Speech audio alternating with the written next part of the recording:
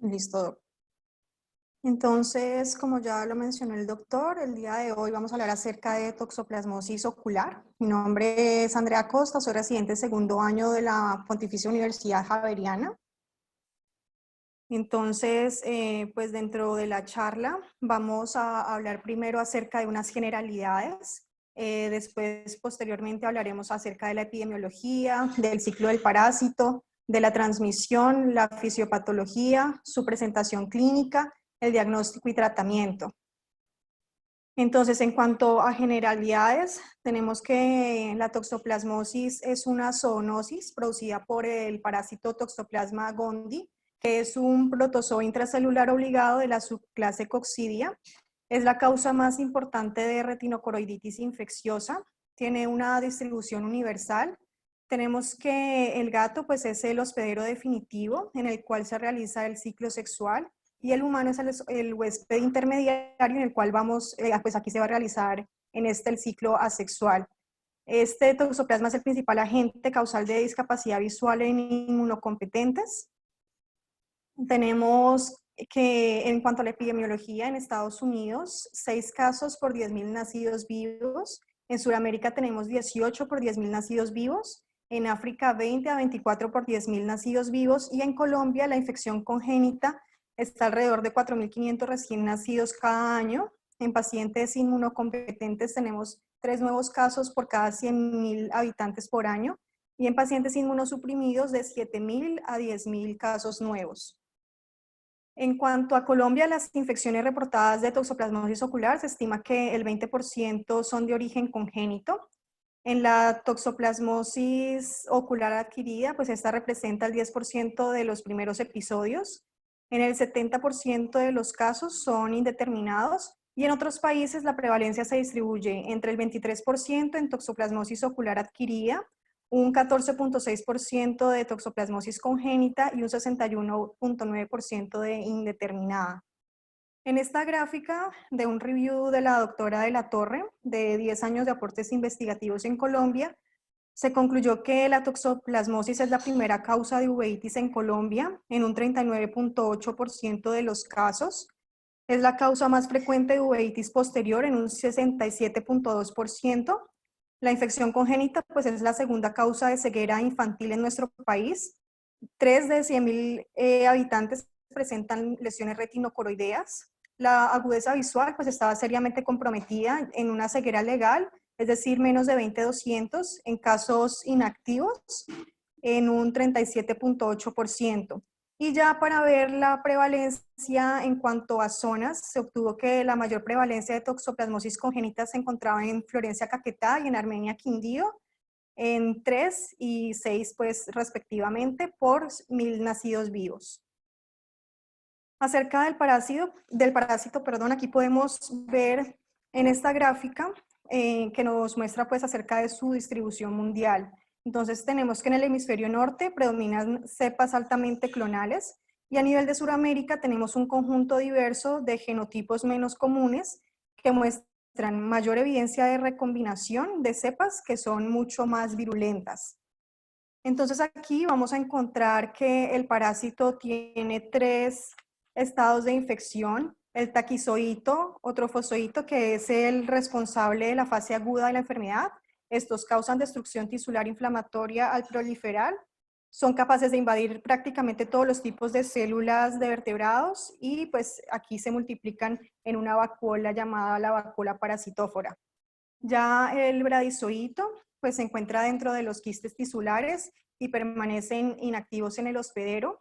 Y el esporozoíto es donde se encuentran aquí pues los ooquistes, que son los productos de la reproducción sexual en el tracto gastrointestinal de los gatos. Estos son excretados en las heces, tienen unas estructuras ovoides de más o menos 12 a 13 milímetros y permanecen por largos periodos de tiempo en el ambiente. En cuanto al ciclo del parásito, entonces pues tenemos que el gato se infecta al comer roedores infectados con la forma de quiste. En el intestino se reproducen y son expulsados por medio de las heces en forma de ooquiste. El ooquiste como tal pues se mantiene de acuerdo al medio por largos periodos de tiempo Son infectantes, ya pues se consideran infectantes como tal a partir de las 36 horas. Y aquí para tener en cuenta que ni la cocción, por ejemplo, en microondas, ni el enfriamiento a 5 grados centígrados es suficiente para matarlos. Este es ingerido a través de alimentos contaminados con las heces del gato o carne de otros animales infectados. En el humano pasan a ser bradizoitos y estos invaden las células del epitelio intestinal y se diferencian a taquizoitos, que es la forma activa del parásito. Se multiplican localmente y luego pues pasan a diseminarse por vía sanguínea o linfática a otros órganos. El parásito entonces queda confinado dentro de los quistes tisulares en forma de bradizoito, que sería la forma latente, y cuando existe una depresión del sistema inmune, pues hay reactivación. En esta gráfica de acá encontramos que las cepas más virulentas de Toxoplasma gondii están en Colombia. Vamos a encontrar aquí los tipos 1, 3 y unas atípicas que son virulentas en el 83% de los casos. Hay una distribución homogénea de cepas tipo 2 en Europa, que son avirulentas, que son las tipo 1, perdón, las tipo 2 en el 100%. Y estas pues van a configurar o van a dar solamente unas secuelas menores, van a tener poco compromiso macular, en contraposición a las cepas en Colombia, en las cuales pues vamos a encontrar que se van a presentar secuelas importantes, va a haber un compromiso macular en el 56.52% de los pacientes, van a presentar sinequias posteriores.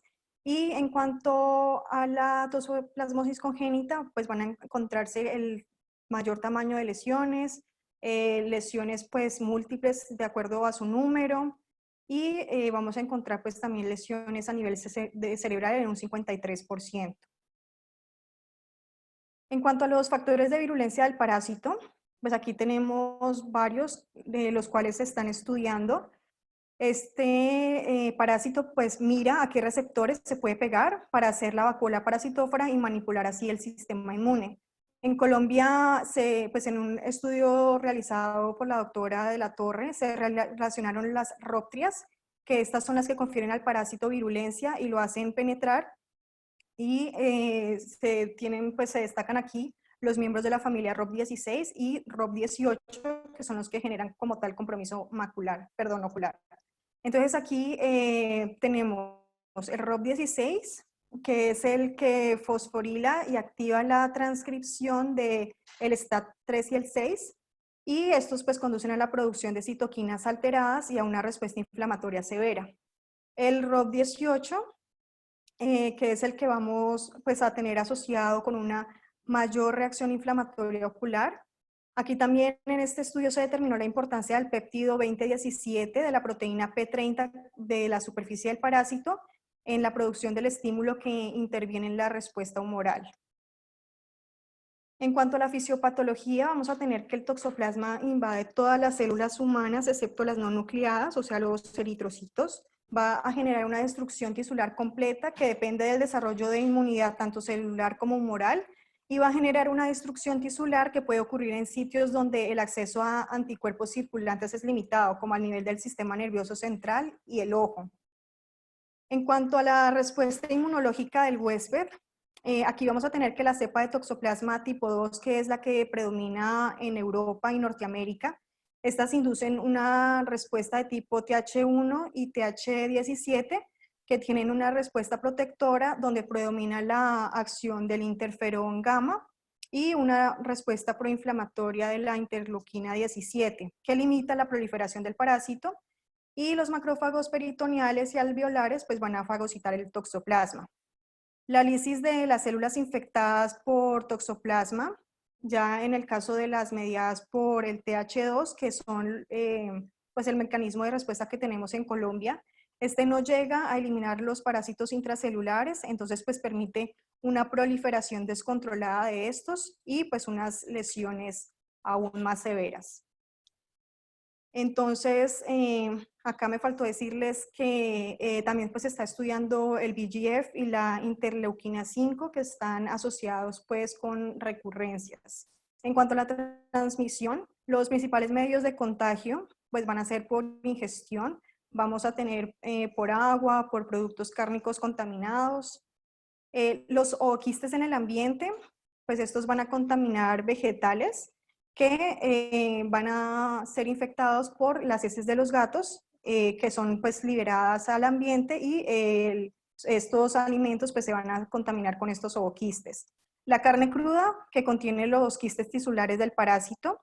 Se realizó un estudio donde se tomaron 117 muestras de carne del comercio y se encontró que en un 32.5% se encontraba el ADN del parásito. Y adicional se tomaron 267 muestras a pacientes y el 83.3% de los pacientes con toxoplasmosis ocular tenían cepas virulentas. Entonces aquí en esta gráfica pues vamos a observar que los pacientes con toxoplasmosis ocular pues se están infectando más por el agua en un 58.6% que por la carne en un 32.4%. En un estudio también se mostró que el cloro en el agua solamente puede matar las bacterias, pero no elimina los parásitos. Entonces, pues parece ser y se está estudiando que el agua con filtro de ozono o con luz UV sí lo hace. Entonces, pues ahí la importancia que no solamente nos cuidemos, pues, con no consumir los productos cárnicos mal cocidos, sino también que el consumo de agua, pues de la llave, sea un agua filtrada. Otras formas de transmisión son la vía transplacentaria al feto, en la cual pues se transmiten los taquizoitos. También se puede dar por trasplante de órganos, pues aquí conteniendo los bradizoitos en los quistes tisulares y taquizoitos contenidos en la sangre pues mediante transfusiones. En la transmisión congénita vamos a ver que la infección fetal pues va a depender del tiempo de la gestación durante la infección materna. Entonces, en el primer trimestre va a haber una menor tasa de transmisión, va a ser menos del 30%. Ya en el tercer trimestre va a tener una mayor posibilidad de adquirir la enfermedad en más del 70%.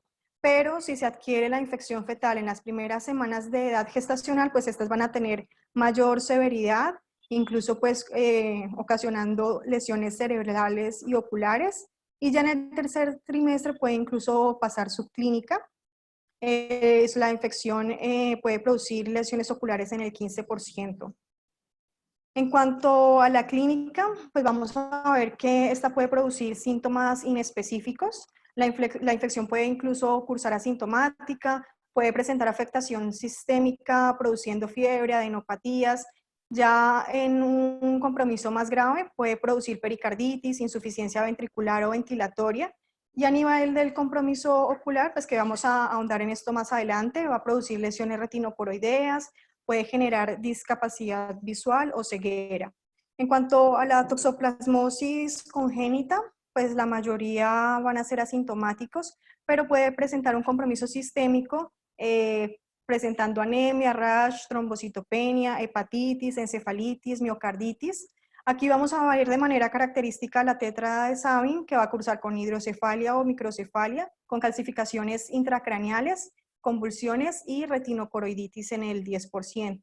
Puede presentar secuelas oculares como una cicatriz retinocoroidea, cataratas, microftalmia, atrofia óptica, estrabismo, nistagmus e incluso puede llegar a una tisis bulbi. En un estudio que se hizo de uveitis pediátrica en Colombia, con un seguimiento de 13 años, en un total de 310 niños, se mostró que la causa etiológica más común era la infecciosa en un 58.4%, de los casos causada por toxoplasmosis en un 76.8%.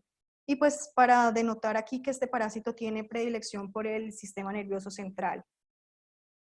En cuanto a la toxoplasmosis adquirida, entonces vamos a ver que esta pues se produce por una respuesta inmune con citoquinas IL-2, el interferón gamma, la actuación del factor de necrosis tumoral alfa, que obligan a formar quistes. En la fase aguda puede cursar asintomática o la manifestación más común que sería una linfadenopatía. Usualmente es benigna y autolimitada en 2 a 4 semanas. Puede incluso presentar hasta necrosis de órganos, pero esto desaparece con la inmunidad que presente el huésped. La fase crónica puede ser asintomática y puede haber una reactivación en pacientes inmunocomprometidos.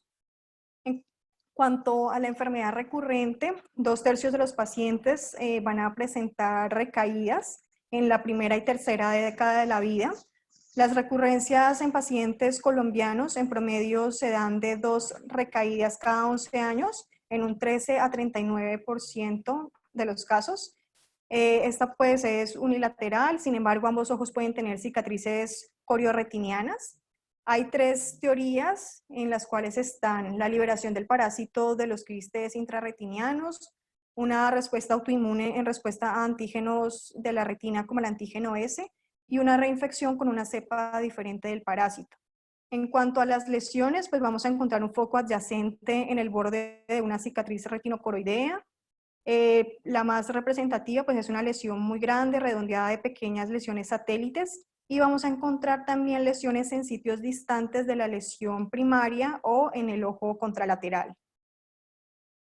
En cuanto a la recurrencia, aquí tenemos que en este estudio pues, se buscaba determinar los patrones de tiempo de recurrencias y factores que predisponen a un mayor riesgo de recurrencia en toxoplasmosis ocular. Entonces se tomaron 4.381 pacientes con uveitis, de los cuales 84 pacientes estaban cursando con toxoplasmosis ocular. Estos presentaban 280 lesiones activas en el primer ojo afectado, y el número medio de recurrencias por año fue de 0.29. La mediana de tiempo de supervivencia libre de recurrencia fueron 2.52 años. El riesgo de recurrencia fue mayor en el primer año, después del episodio más reciente, en el 26%. El tratamiento de la primera lesión activa influyó en el riesgo de recurrencia, y el riesgo de recurrencia estuvo influenciado por la edad, pues en el momento de la primera lesión activa y el episodio más reciente. En cuanto a las presentaciones atípicas, tenemos que los grupos de riesgo a desarrollar pues, lesiones más agresivas son los mayores de 60 años y los pacientes con inmunosupresión. Entonces, dentro de estas tenemos la necrosis retiniana aguda, una vasculitis oclusiva retiniana, un desprendimiento de retina seroso y regmatógeno, puede haber una retinopatía pigmentaria que puede simular una retinitis pigmentaria y una neuroretinitis con estrella macular. En la toxoplasmosis en inmunosuprimidos, pues se tiene como una infección oportunista. Esta puede ser por reactivación o adquirida. En el 25% de los casos es de manera adquirida, y hay un 25% que presentan compromiso del sistema nervioso central, convulsiones y signos neurológicos, como la encefalitis, pueden incluso presentar neumonía. Estos pacientes con toxoplasmosis ocular pues van a estar en 1 a 3% de los pacientes con SIDA. Pueden presentar retinocoroiditis atípica con lesiones grandes, múltiples y bilaterales en ausencia de una cicatriz coriorretiniana.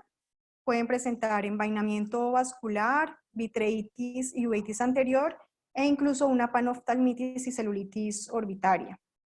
Entonces, ya para hacer la evaluación de la toxoplasmosis ocular como tal, entonces pues debemos examinar muy bien el segmento anterior. En algunos casos puede encontrarse compromiso de la cámara anterior, tanto granulomatoso como no granulomatoso, observándose precipitados queráticos en grasa de carnero, sinequias posteriores, fibrina, lo que se asocia pues a una posible reactividad de inflamación del segmento posterior, y una reacción de hipersensibilidad hacia los antígenos toxoplásmicos, ya que no se han encontrado toxoplasmas gondii vivos en humor acuoso. Aquí dentro de las complicaciones, pues tenemos compromiso del segmento posterior, catarata y glaucoma. También vamos a ver este signo que es característico, pues que es el faro en la niebla, una vitreitis usualmente marcada, que se presenta en casi todos los casos, puede haber compromiso localizado o difuso, e incluso puede llevar a un desprendimiento de vitrio posterior o desprendimiento de retina.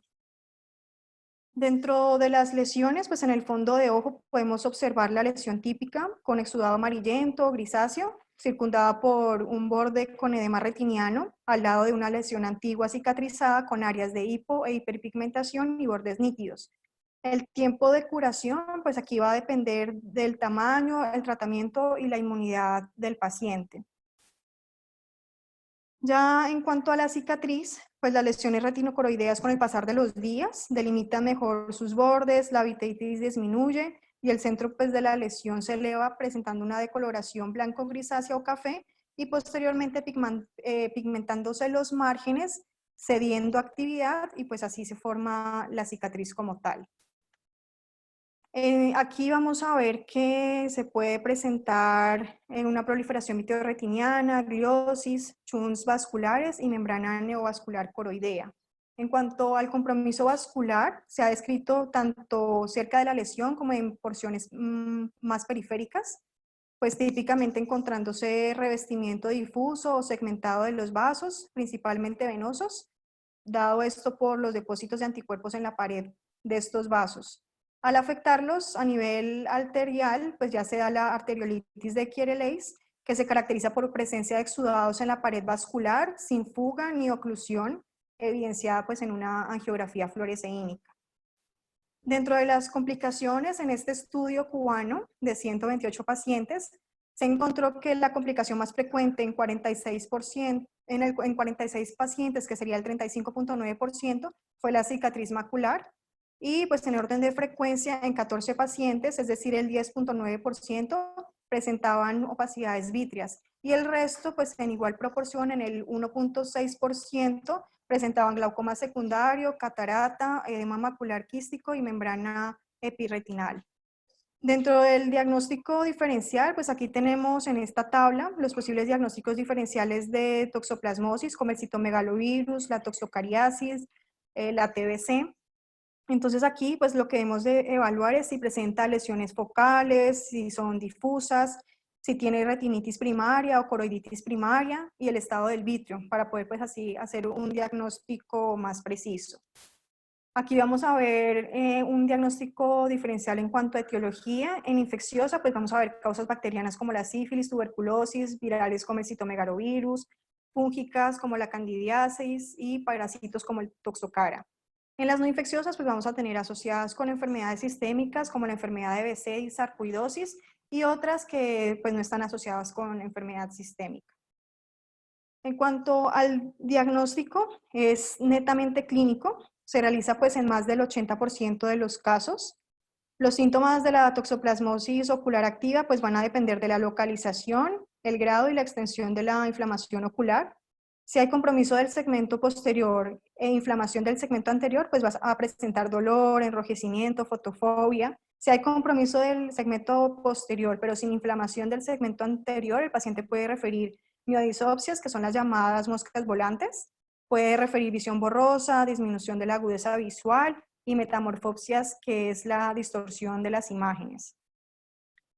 Aquí tenemos un cuadro en cuanto a la parte de serología, en la cual pues podemos variarnos de esta para el diagnóstico. Vamos a tener de manera característica que la IgM aparece en 1 a 2 semanas después de la parasitemia, mantiene el pico durante 2 meses, descienden lentamente durante 6 a 7 meses.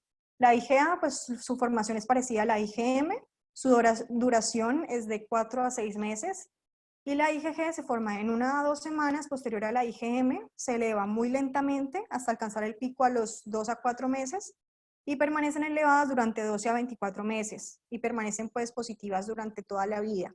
Entonces aquí vamos a ver cómo es el comportamiento de estas, pues vamos a ver que la primera en elevarse en una fase aguda es la IgM, con posterior pues descenso.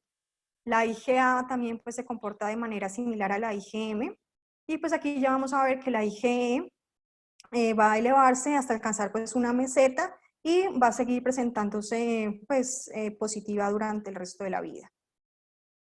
En cuanto a los métodos serológicos, aquí vamos a ver que la IgG pues nos va a denotar una exposición previa. Un resultado negativo permite la exclusión del parásito como el agente causal. En los casos crónicos va a haber elevación de la IgG. Una IgG baja puede ser, pues se puede ver tanto en fase crónica como en la fase aguda. Hay títulos de IgG pues, que estos no se correlacionan con la recuperación de la infección. Y una infección adquirida reciente pues, nos va a dar una elevación de IgA, IgE e IgM.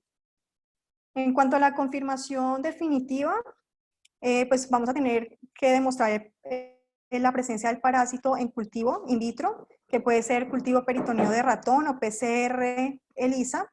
En la fase aguda vamos a ver los taquizoitos en sangre, en líquido cefalorraquídeo, en orina y en leche materna, utilizando la coloración con Giemsa.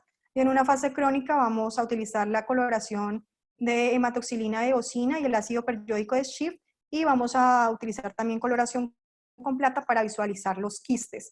Las técnicas de cultivo pues no son utilizadas con frecuencia debido a la dificultad que se tiene o la inviabilidad pues en la toma de estas muestras del tejido ocular en donde se van a alojar los quistes tisulares. La PCR es el más utilizado para confirmar la infección en casos atípicos, sobre todo en pacientes ancianos o inmunosuprimidos, teniendo en cuenta que pues, un resultado negativo no descarta la infección y que esta pues, es una muestra de ADN del parásito. También se puede solicitar el test de avidez, que está basado en la intensidad con que los anticuerpos IgG específicos permanecen ligados al antígeno. Cuando hay una alta avidez, pues este denota una infección pasada que fue adquirida mayor a 3 meses, y una baja avidez pues nos denota una infección aguda. También podemos hacer uso del coeficiente de Goldman-Widmer, que compara anticuerpos de toxoplasma en fluidos oculares y en suero, permite la detección de anticuerpos o ADN del parásito en humor acuoso, complementa la PCR en casos no claros, y aquí pues vamos a ver cómo se hace la interpretación de los resultados. Si tenemos un 0.5 a 2, pues no va a haber producción de anticuerpos antitoxoplasma a nivel intraocular. Si es de 2 a 4, este va a ser sugestivo de producción de anticuerpos intraoculares, y si ya es mayor o igual a 4, va a ser diagnóstico de producción de anticuerpos intraoculares. Este coeficiente es la prueba más sensible. La PCR tiene una baja sensibilidad, pero la combinación del coeficiente más la PCR nos va a mejorar la sensibilidad diagnóstica del 81 al 93%. Este coeficiente está influenciado por varios factores, como son la inflamación ocular, la barrera hematoacuosa y también la presencia de complejos inmunes en el humor acuoso. En cuanto a la confirmación biológica, la PCR pues, va a ser útil en pacientes inmunocomprometidos con una mayor sensibilidad que en inmunocompetentes, del 75%, debido a una mayor proliferación de parásitos por falta de respuesta inmune humoral y celular en estos pacientes. La especificidad de la PCR, pues vamos a ver que es excelente, del 100%, y un resultado positivo nos va a confirmar el diagnóstico de toxoplasmosis ocular. En cuanto al coeficiente de Goldman-Widmer, cuando se realiza de manera temprana después del inicio de los síntomas, es menor o puede ser negativo. Esta técnica requiere un alto volumen de humor acuoso, que son 100 microlitros, aproximadamente 0.1 cc. Tiene una sensibilidad del 29 a 81% y una especificidad del 83 a 100%. En cuanto al ELISA, al test de IgG, entonces aquí se requiere solo 20 microlitros de humor acuoso, que vendrían siendo 0.02 cc. Vamos a ver que si es menor de 2 va a ser positiva, dudosa entre 2 y 3, y ya un resultado mayor de 3 va a ser negativo, y tiene una especificidad del 96%. Y ya en lo que se refiere al inmunoblot, se cree que es más sensible que el coeficiente de Goldman-Widmer en las primeras 3 semanas después del inicio de los síntomas oculares. Tiene una sensibilidad del 53 a 98%, una especificidad del 95% y es independiente de la barrera hematoacuosa. Aquí tenemos un algoritmo diagnóstico para la confirmación biológica. Entonces, si tenemos una sospecha clínica de toxoplasmosis ocular, que es típica, entonces pues vamos a dar un diagnóstico de toxoplasmosis ocular. Si es un caso atípico, entonces vamos a tomar serología en sangre. Si es un paciente inmunocompetente, entonces si esta es negativa, pues no vamos a tener infección de Toxoplasma gondii. Pero si el paciente está inmunocomprometido y la serología es positiva, entonces vamos a pasar a la toma de PCR de Toxoplasma gondii en humor acuoso. Y aquí, si esta es negativa, entonces se pasa a realizar una ELISA o inmunoblot. Si es positivo, pues se tiene diagnóstico de toxoplasmosis ocular. Si la PCR es positiva, pues ya tenemos el diagnóstico de toxoplasmosis. En caso de que el ELISA o inmunoblot sea negativo, entonces en un paciente inmunocompetente no va a tener toxoplasmosis ocular, y en un paciente inmunocomprometido no vamos a tener pues la certeza de la toxoplasmosis ocular.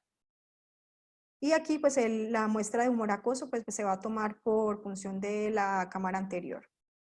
En cuanto a otras ayudas diagnósticas, pues vamos a tener el OCT, donde vamos a observar los cambios vitreoretinianos. En una fase aguda se presenta engrosamiento e hiperreflectividad de la retina neurosensorial. Ya en el seguimiento, pues vamos a ver un adelgazamiento de la capa neurosensorial de la retina, elevación o atrofia del EPR de la retina. Y ya en la fase de mejoría se puede presentar un desprendimiento de la hialoides posterior, una membrana epirretinal sobre las lesiones activas y cicatrizadas. Entonces aquí, pues en la primera imagen, podemos observar la celularidad vítrea asociada a una lesión con engrosamiento retiniano y aumento de la reflectividad. Aquí en la segunda imagen vamos a observar el engrosamiento de la hialoides posterior sobre la cicatriz asociada a la atrofia de capas retinianas y formación de una membrana epirretinal.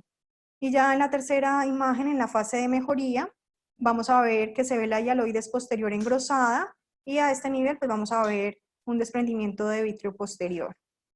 Otra de las ayudas diagnósticas que podemos utilizar es el ultrasonido. Aquí en la imagen A pues vamos a ver una sección ecográfica con incidencia axial vertical direccionada hacia la periferia del foco inflamatorio en la retina. Se evidencian aquí ecos intravítreos puntiformes a este nivel y un desprendimiento de vítreo posterior con engrosamiento de la hialoides posterior acá. En la imagen B vamos a ver que se toma desplazándose la sonda lateralmente hacia el centro del foco inflamatorio y se observa un desprendimiento de vítreo posterior parcial con hialoides posterior aún adherida sobre la lesión, acá. Y vamos a ver pues también un engrosamiento corioretiniano focal. Y en esta vamos a ver que se realiza con una incidencia axial oblicua y se evidencia también el engrosamiento corioretiniano focal. En este estudio, que se tomaron 47 ojos con toxoplasmosis ocular, pues, los cuales fueron sometidos a ecografía, encontrándose estos hallazgos. En la gráfica podemos ver que en el 100% de los pacientes se presentó vitreitis. También pues hubo manifestaciones de desprendimiento de vítreo posterior y hallazgos de engrosamiento corioretiniano. En cuanto al tratamiento de la toxoplasmosis congénita, vamos a tratar pacientes, pues un recién nacido que tenga diagnóstico prenatal, un recién nacido con sospecha clínica de toxoplasmosis congénita más una confirmación serológica y un recién nacido producto de madre con infección reciente y que presente hallazgos clínicos, o un recién nacido con diagnóstico que esté pendiente, que sea de difícil seguimiento y evaluación. Entonces, dentro de un tratamiento ideal, pues sería el que penetre las paredes de los quistes, que nos permita eliminar los bradizoitos y taquizoitos, que tenga pocos efectos adversos, pero dentro de los medicamentos con los cuales pues contamos actualmente, ninguno cumple con estos requisitos. Los objetivos del tratamiento serían, pues deberían ir encaminados a erradicar el parásito, a disminuir la respuesta inflamatoria y hay que individualizar el tratamiento. Dentro de los criterios de tratamiento, entonces vamos a ver que se trata una lesión activa que afecta o está cerca 2 diámetros de disco al nervio óptico, que se encuentre dentro de la arcada temporal, que involucre un vaso retiniano grande o produzca alto grado de hemorragia, que produzca inflamación severa o gés vítreo, que tenga una lesión activa extensa o múltiples sin importar la localización, que tenga pérdida de más de 2 líneas de visión, que tenga persistencia de inflamación mayor a un mes, y en la toxoplasmosis congénita que se presente en el primer año de vida, independiente de presencia de lesiones oculares, en cualquier lesión de un paciente inmunosuprimido, y una consideración relativa es múltiples recurrencias con una marcada condensación vítrea. Entonces, para el tratamiento como tal de un recién nacido infectado, podemos tener la terapia clásica con sulfadiazina, pirimetamina, ácido folínico y prednisolona.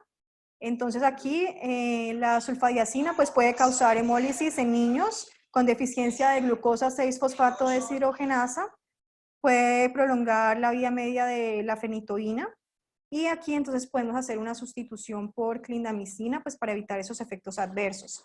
La pirimetamina pues se debe dar en una dosis de 2 miligramos kilo día por 2 días y 1 miligramo kilo día por 6 meses. Entonces, a esto se le puede asociar el ácido folínico pues para evitar los efectos adversos como la supresión en la médula ósea.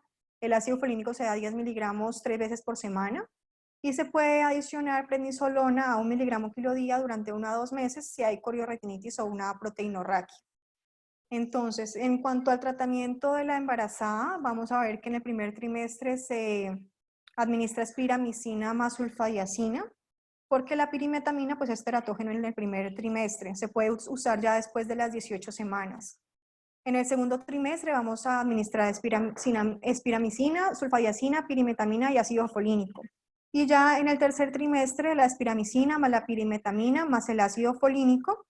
Y aquí pues la espiramicina es la droga de elección para disminuir la transmisión transplacentaria y tiene pobre penetración ocular. Para tener en cuenta, en el tercer trimestre pues no se administra la sulfadiazina porque produce kernicterus cuando se administra en este. En cuanto a la dosis, pues las dosis bajas se dan por 3 semanas, reduce la probabilidad de transmisión congénita y para lesiones retinocoroideas activas se puede administrar clindamicina más dexametasona intravítrea. Y pues aquí tener en cuenta que la dexametasona pues es un tratamiento más asociado pues a la clindamicina, es un tratamiento de segunda línea como coadyuvante, pero para poder utilizar el paciente pues debe haber iniciado antibiótico oral previamente.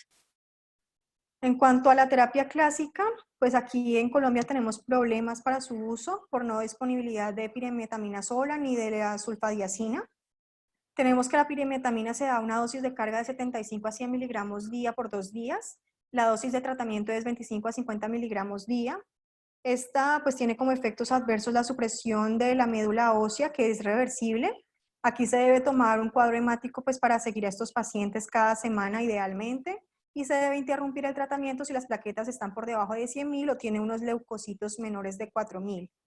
La otra es la sulfadiazina, que se da una dosis de carga de 2 a 4 gramos por día por 2 días y la dosis de tratamiento son 500 miligramos a 1 gramo cada 6 horas. En cuanto a las sulfonamidas, pues vamos a ver que el ingreso al ojo está en el 50 a 80%. Dentro de los efectos adversos puede presentar daño renal, anemia hemolítica, agranulocitosis e incluso un Steven Johnson. El ácido folínico se da a dosis de 5 miligramos por día por 4 a 8 semanas para prevenir pues, los efectos adversos por la pirimetamina. Y este es usado por las células humanas, no por el parásito. Y la prednisolona oral pues ya se utiliza 48 a 72 horas después de iniciado el tratamiento a una dosis de 1 miligramo kilo día por 2 a 6 semanas. Dentro del tratamiento alternativo, este tratamiento pues ha demostrado ser muy similar en eficacia con respecto a la terapia clásica en ciertos estudios clínicos aleatorizados. Se puede administrar trimetoprim sulfametoxazol en una dosis de 80 a 400 cada 12 horas, más prednisolona 1 miligramo kilo día, que se debe iniciar 3 días después del inicio del antibiótico. Se puede hacer uso de la terapia cuádruple, que es la terapia clásica más clindamicina 300 miligramos cada 6 horas. Aquí para tener en cuenta pues que la clindamicina tiene buena penetración ocular, no es claro si disminuye recurrencias, como efectos adversos presenta colitis pseudomembranosa y sola tiene una respuesta del 80%. Y también se puede hacer uso de la clindamicina como monoterapia o asociada a espiracinamida, minociclina, acitromicina, atovaquona y claritromicina. Este es el esquema de tratamiento que usamos acá. Entonces se puede utilizar trimetoprim sulfa de 80 a 400 o también la presentación de 160 a 800 cada 12 horas por 6 semanas. Este también pues es igual de eficaz a la terapia clásica, previene recurrencias. El tratamiento se debe extender pues si los bordes no se ven cicatrizados hasta que ya la lesión esté inactiva y pues suprime la proliferación de los parásitos que escapan del quiste tisular y presenta solamente efectos adversos en menos del 3%. Y se da aunado a acitromicina 500 miligramos cada 12 horas por 4 semanas o clindamicina 300 miligramos cada 6 horas. También aquí, pues, para tener en cuenta el efecto adverso de la clindamicina, que es la colitis pseudomembranosa. Y esta citromicina, pues en el 64% de reducción de la inflamación a las 4 semanas presenta.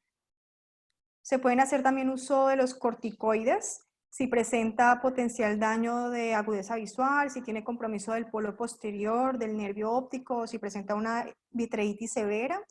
Reducen la respuesta inflamatoria y reducen el riesgo de un edema macular cistoide, de vitreitis persistente, vasculitis. Se deben iniciar después del inicio del tratamiento antibiótico de 24 a 72 horas después y siempre pues asociados al antibiótico. Si hay celularidad en el segmento anterior, también se debe dejar prednisolona en gotas o tropicamida, pues para manejo de la uveitis. Y en este estudio, en un review que se realizó en Cochrane, esta revisión sistemática, pues aquí el objetivo fue evaluar los efectos del uso complementario de corticosteroides para la terapia antiparasitaria versus terapia sola para toxoplasmosis ocular. Se concluyó que había ausencia de ensayos clínicos para establecer el papel de los esteroides en el tratamiento de la toxoplasmosis ocular. Se requiere un control cuidadoso del uso de esteroides.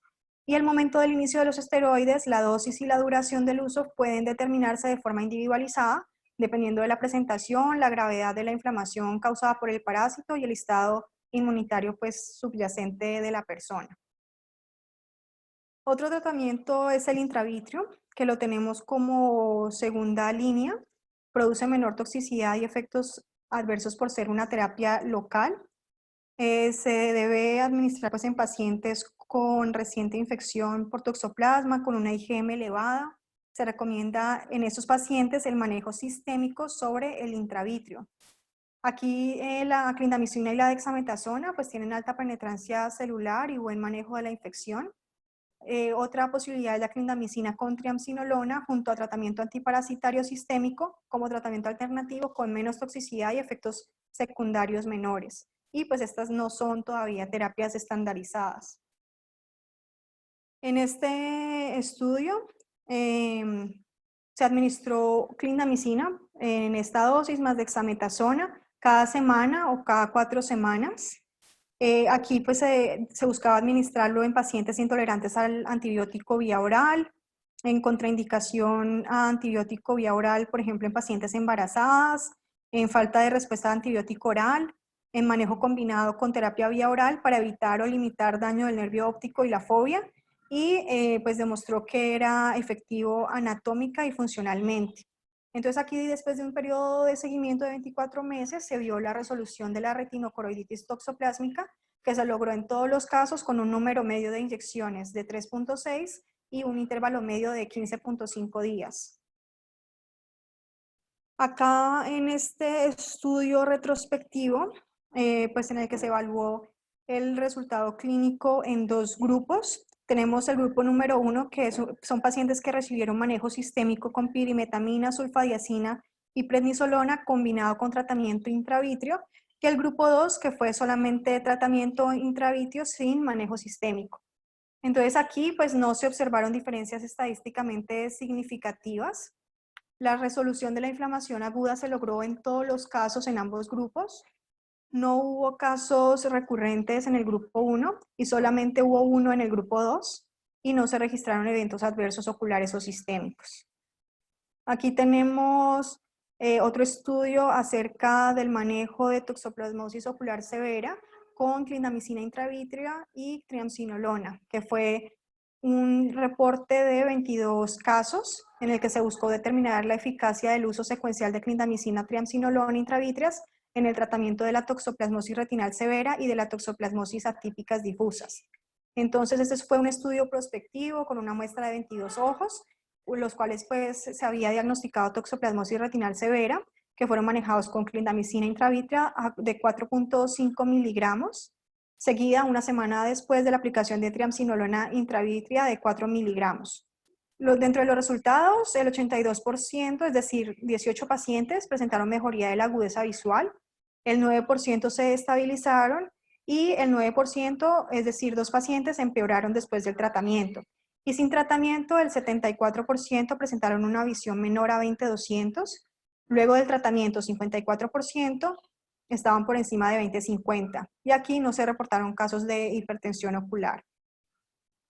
En cuanto a este estudio, el propósito aquí fue evaluar la efectividad de los tratamientos para toxoplasmosis ocular. Entonces tenemos en el grupo A los que se trataron con trimethoprim más sulfametoxazol, en el B pirimetamina y sulfadiazina solamente, en el C inicialmente tratados con pirimetamina más sulfadiazina y tratamiento continuado con trimethoprim sulfa y viceversa. Y en el D tenemos trimethoprim sulfa y al menos otro medicamento excluyendo pirimetamina y sulfadiazina. En el grupo E estaban los que tenían pirimetamina, sulfadiazina y ácido folínico. Y en el grupo F, pues otras combinaciones. Y en el G era pirimetamina más sulfadiazina y al menos otro medicamento excluyendo trimethoprim sulfa. Entonces, aquí pues vamos a ver que en general el 96.9% de los pacientes fueron tratados con éxito, lo que indica pues la alta efectividad pues, de estos tratamientos utilizados en episodios activos de toxoplasmosis ocular. En cuanto a la duración del tratamiento, el 45.9% de los pacientes fueron tratados durante 6 semanas, independientemente del esquema utilizado. Aquí hubo una resolución completa o mejoría en la lesión ocular activa en el 63.9% de los pacientes en 6 semanas, con pocos efectos secundarios. Y aquí pues se observaron mejoras en la visión, en este cuadro, de más de 3 líneas en el 56.3% de la muestra general de pacientes. En este estudio se realizó pues, con el fin de determinar el efecto del tratamiento intermitente a largo plazo con trimethoprim sulfametoxazol en las recurrencias de retinocoroiditis toxoplásmica. Es un estudio clínico prospectivo aleatorizado de intervención clínica. Aquí se administró una dosis de trimethoprim sulfa de 160 a 800 cada 3 días por 1 año en 61 pacientes. Y en 63 pacientes, que son los controles, pues estaban sin tratamiento. Estos fueron seguidos mensualmente por 20 meses consecutivos y se encontraron recurrencias en 4 pacientes, es decir, en el 6.6% de los tratados y en 23.8% en los controles. Y se concluyó que el tratamiento intermitente con trimethoprim sulfa pues, puede reducir la tasa de recurrencia. En cuanto a la profilaxis, aquí tenemos pues una gráfica en el que se busca discutir con el paciente y ofrecer en pacientes con lesión activa menor de 10 años, en pacientes mayores de 60 años, que son los que recurren más, y en los pacientes que tengan recurrencias muy frecuentes, menores a 3 años, pues la administración como tal de profilaxis. Y ya la recomendación, pues únicamente en pacientes con recurrencias menores a 2 años, con compromiso del sistema inmune, en pacientes VIH o con cáncer y en pacientes en los cuales haya amenaza de la visión. En cuanto a tratamiento en inmunosuprimidos, pues vamos a tener que se debe manejar cualquier lesión activa. Va a haber alto riesgo de diseminación y complicaciones y el manejo es similar al inmunocompetente pero prolongado, es decir, pues mínimo debe ser por 6 semanas. Se debe dar profilaxis secundaria con sulfadiazina o clindamicina, más pirimetamina y ácido folínico, y en nuestro medio pues trimethoprim sulfa. Puede estar asintomático con más de 6 meses de CD4 mayor a 200 y pues también aquí habría que darle manejo. La otra posibilidad es la fotocoagulación láser, que esta destruye quistes y taquizoditos, tiene una efectividad limitada.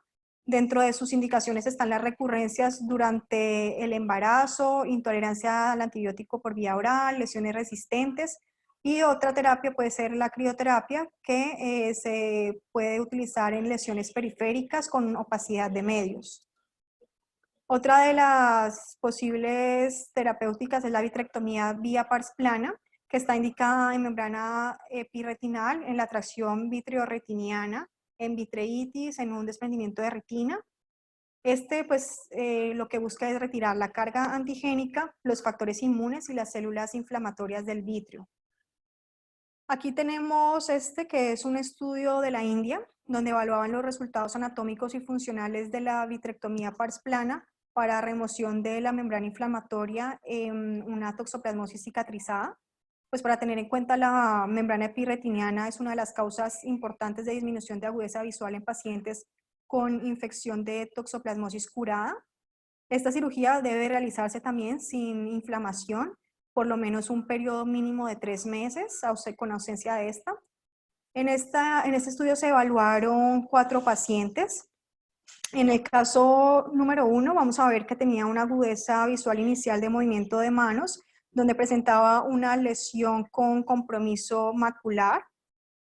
Vamos a ver acá la presencia de engrosamiento retinal con pérdida de la anatomía, contracción vitriomacular asociada. Se realizó una vitrectomía con pelamiento, obteniendo pues una mejoría de la agudeza visual a 20/100. Sin embargo, después de la cirugía, en el postoperatorio presentó una membrana neovascular y pues que al OCT se evidencia una lesión con fluido subretinal asociado. A este paciente se le administró bevacizumab y pues se debe iniciar nuevamente tratamiento oral por riesgo de recurrencia. En el caso 2, este paciente llega con una agudeza visual de 20/80, presentaba un engrosamiento retinal secundario a membrana epirretinal, con tracción, con grosor central de 643 de grosor. No se le dio tratamiento antitoxoplasma porque llegó con lesión cicatrizada. Se le hizo vitrectomía y pelamiento de la membrana, y pues a pesar de tener una alteración del perfil foveal anterior, pues preservaba una línea elipsoides y alcanzó una visión de 20/30. Entonces, pues aquí se concluyó que las membranas epirretinianas secundarias a toxoplasma pueden tener un buen resultado funcional a pesar de las alteraciones anatómicas. Dentro de las complicaciones encontramos la hipertensión ocular, el glaucoma, puede presentarse una catarata, hemorragia vítrea, un desprendimiento de retina, una membrana epirretiniana, oclusiones vasculares, shunts vasculares, una membrana neovascular coroidea e incluso pues llegando a la tisis bulbi. Como factores para la prevención, entonces pues tener en cuenta el consumo de agua filtrada. Hay que pues abolir totalmente la ingestión de carnes mal cocidas o en término medio. Se deben lavar las frutas y vegetales con agua filtrada antes de su consumo, utilizar guantes y lavarse las manos y hacer un buen lavado de los objetos de la cocina antes de manipular pues la carne. Se debe abolir o pues disminuir el contacto con felinos y sus heces, sobre todo los gatos pequeños y que están pues, que se están sin desparasitar. Pues la doctora de la Torre recomendaba que en estos gatos pues se deberían desparasitar, no deberían tener contacto en la calle, e incluso a los gatos darles agua filtrada, pues porque si se les da agua de la llave igual van a tener el parásito en esta. Y en cuanto a pues a cocinar con 60 grados centígrados por 15 minutos y el congelamiento debe ser menor a 20 grados centígrados por más de 24 horas, y en este caso pues sí habría destrucción de los quistes tisulares. Como conclusiones, hay que realizar un adecuado diagnóstico para el tratamiento oportuno de la enfermedad. Está frecuentemente asociada a una lesión pigmentada adyacente que puede tener recurrencias. Los esteroides aquí disminuyen las reacciones de hipersensibilidad y también así reducen el daño ocular, pero nunca deben ser usados sin antibióticos asociados. Y se deben tener en cuenta pues, las medidas de prevención mencionadas. Y eso era lo que tenía para contarles. Gracias. Bueno, muchas gracias, Andrea.